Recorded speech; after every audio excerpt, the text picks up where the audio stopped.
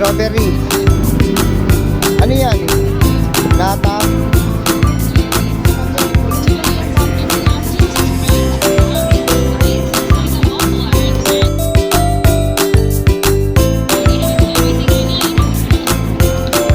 Ayan po si Jaja. Nagtitinda-tinda na po siya.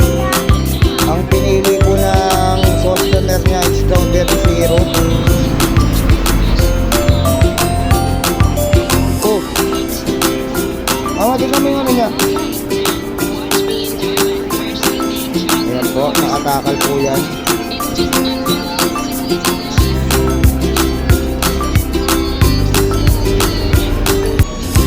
Anong masasabi mo sa mga kabataan natin ngayon? Yeah. Nahiya po. Anong masasabi mo sa mga kabataan natin ngayon?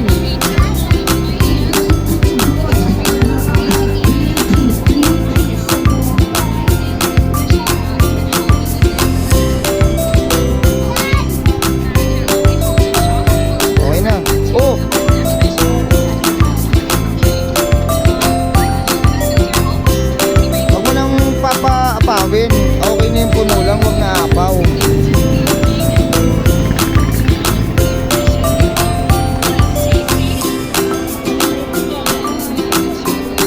Tinatakpan ng mabuti yan, hinahalo yan ha. Oh. Tingin ka muna dito. Yan. Yun yung tagumpay ah. Magsasalita ka dyan pag in-interview kita. Para